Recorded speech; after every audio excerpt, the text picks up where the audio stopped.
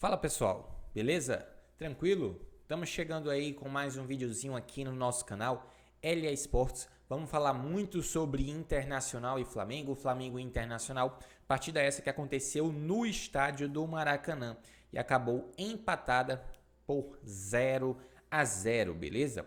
Vamos falar um pouco sobre as escalações, a situação das equipes na tabela de classificação, os próximos compromissos e projetar em si, né, galera, a situação dessas equipes no Brasileirão.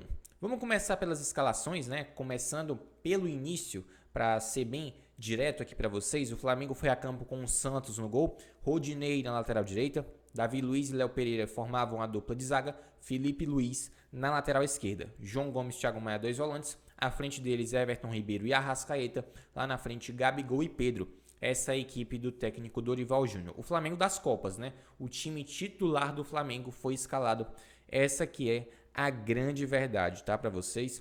O Internacional foi a campo com muitos desfalques, mas foi com Kehler no gol, Bustos na lateral direita, Mercado e Vitão na zaga, René na lateral esquerda. Pelo menos o quarteto de zaga e o goleiro titulares, né? Aí, do meio para frente, começam as mudanças. Lisieiro e Edenilson formaram a dupla de volantes. Dois meias, adaptando para um meia direito e um meia centralizado, que eram Alan Patrick, né, centralizado, Maurício pela direita, Pedro Henrique pela esquerda e lá na frente o alemão, o Inter, que tinha desfalques como o caso do Gabriel, que não joga mais essa temporada, do próprio Johnny, né? Tem também do Wanderson, que há algumas rodadas já não joga. Então o Inter recheado de desfalques. E assim, o que a gente vai dizer para vocês? Que o Flamengo foi superior da partida, isso é inegável. Mas eu gostaria de ressaltar aqui uma qualidade da equipe do Internacional que está cada vez mais aflorada com o Mano Menezes. E isso é a qualidade do sistema defensivo. A eficiência defensiva colorada chama a atenção, especialmente com Mercado e Vitão. Fora o Moledo, né, que é reserva, mas é um cara que quando entra toma conta do recado e é realmente um xerife nesse sistema defensivo que o Mano Menezes se propõe a fazer, tá? O Flamengo claramente tem um time mais qualificado que o Inter, ninguém tem dúvidas disso. E não à toa, contando com o apoio da torcida, o que é a tendência? Um Flamengo propositivo, né, com maior posse de bola, e o Internacional jogando na forma reativa, nos famosos contra-ataques, até muito mais pelo lado esquerdo com o Pedro Henrique, tá? Eu vou até dizer que o Inter chegou com perigo com Alan Patrick, com direito ao defensor do Flamengo salvando em cima da linha, mas em muitos momentos em que o Inter tinha aquela oportunidade de puxar o contra-ataque, ficava restrito a Alemão e Pedro Henrique, e enquanto o Flamengo tinha uma recomposição relativamente rápida em comparação à transição ofensiva do Internacional, os outros jogadores de trás para frente, como é o caso do próprio Edenilson, Alan Patrick, Maurício, eu tive essa impressão de que eles demoravam um pouco para chegar, para acompanhar, né, os seus demais companheiros que estavam, né, puxando o contra-ataque. E aí eu me refiro especificamente ao Alemão e ao Pedro Henrique, que protagonizavam, né, esses tipos, né, de lance, tá? A situação na tabela de classificação das duas equipes mostra que a rodada está perfeita para o Palmeiras, tá?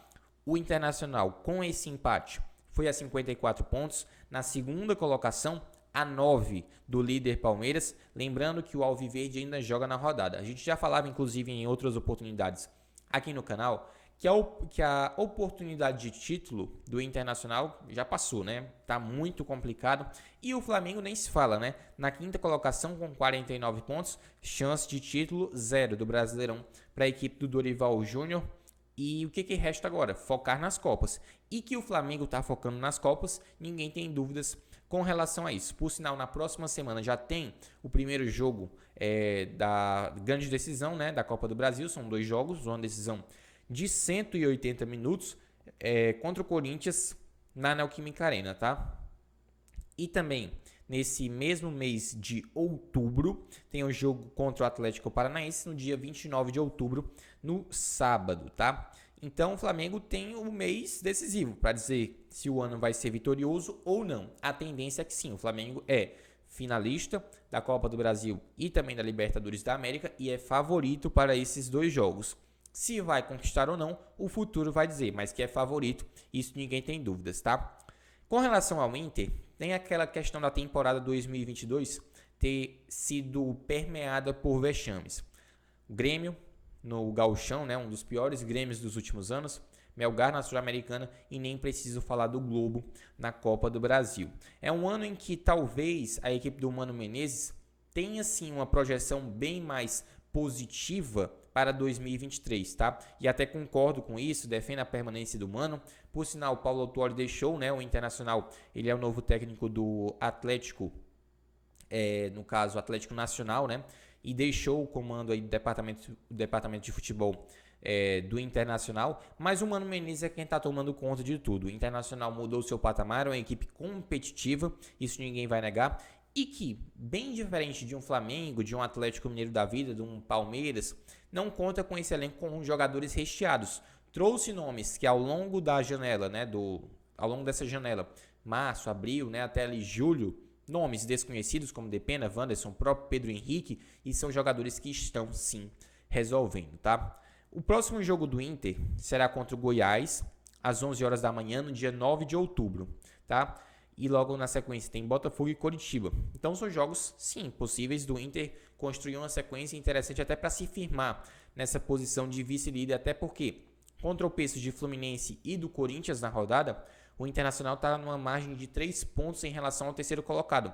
Então, considerando que tem uma sequência relativamente boa, né, de se somar pontos, o Inter pode se dar ao luxo de conquistar pontos importantes e, digamos assim, sedimentar a sua vaga de vice-líder para encaminhar para um vice-campeonato do Brasileirão. Lembrando que o objetivo principal, né, inicialmente depois do título, é conquistar a vaga direta à fase de grupos da Libertadores da América. Ao Flamengo, resta focar nas Copas, como a gente citou. Mas eu acredito também que depois, né, da final da Copa do Brasil e da Libertadores, que uma delas eu acho que o Flamengo vai conquistar, tá? Acho muito difícil o Flamengo ficar sem conquistar a Copa do Brasil e Libertadores. É possível, mas que é muito difícil, a gente também tem que ressaltar aqui.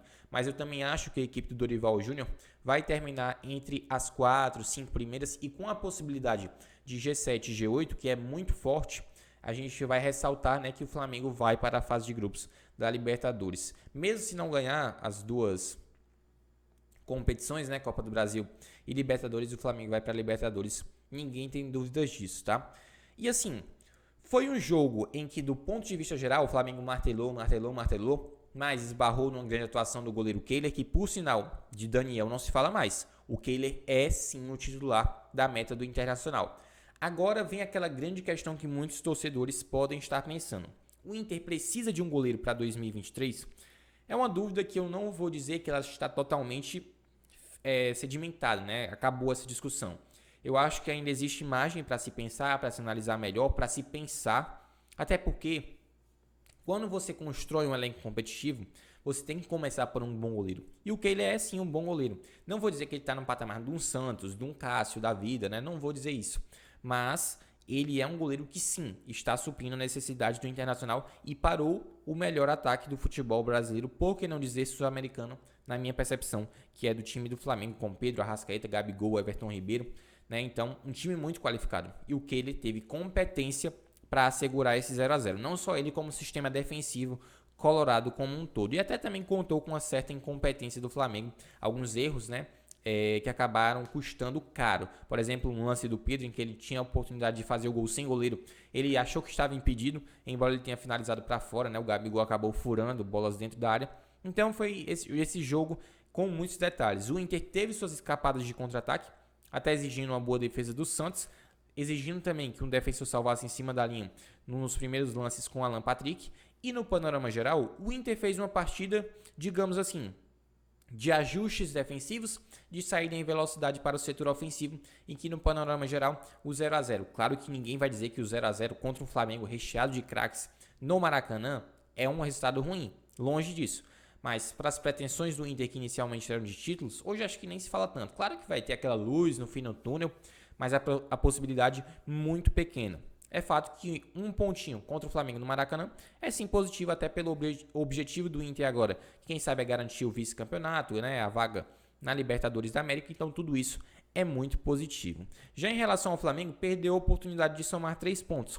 E mais uma vez, dando uma olhadinha aqui na tabela de classificação, o Flamengo poderia ter ido a 51, né, ter igualado em pontos com o próprio Fluminense e também com o Corinthians, e pelo critério do número de vitórias, ter voltado ao G4. Perdeu essa oportunidade a equipe do Dorival Júnior, mas a gente sabe que o foco está nas Copas. Próximo compromisso do Flamengo será contra o Cuiabá, né? Esse jogo fora de casa, no dia 8 de outubro. Por ser uma viagem desgastante e anteceder a final da Copa do Brasil, a expectativa, obviamente, é que o Dorival mande reservas para esse jogo e está totalmente coberto de razão, até porque o que importa nesse momento é a final na Copa do Brasil. Então, próximos compromissos das equipes: Flamengo enfrenta o Cuiabá no sábado, dia 8 de outubro, às 19 horas. Já o Internacional enfrenta no dia seguinte o Goiás, né, no dia 9 de outubro, no domingo, às 11 horas da noite, tá? O Flamengo jogando no sábado, o Inter jogando no domingo, o Inter enfrentando o Goiás no estádio Beira-Rio. Então, essa foi a análise da nossa partida. Inter 0, Flamengo também 0, jogo que aconteceu no estádio do Maracanã. De um lado, o ímpeto, a presença, a postura ofensiva do Flamengo. Do outro, a eficiência defensiva do Internacional, com nomes como Moledo, Vitão, o próprio Mercado jogou um absurdo. Kehler, o destaque da partida. E aí, não podia dar outra. 0-0, empate, né, que refletiu um pouco do ataque muito bem, digamos, servido, e de um sistema defensivo muito mais do que eficiente. Eu sou Luiz Eduardo, te pedindo aqui para que tu se inscreva no nosso canal, que é muito importante. Deixa o like nesse vídeo se tu curtiu. Deixa teu comentário aqui embaixo sobre o jogo, falando o que tu achou sobre o jogo, se concordou, discordou de alguma coisa, quer trazer alguma informação a mais. A tua opinião, deixa tudo aqui embaixo. Tamo junto e misturado no meu nome, Luiz Eduardo. Fica um grande abraço, um grande beijo para todos os fãs de esporte da LA Sports. Até no nosso próximo vídeo, galera, falando mais uma vez de análise de jogos, dessa vez Inter 0, Flamengo também 0. Até no nosso próximo vídeo. Valeu!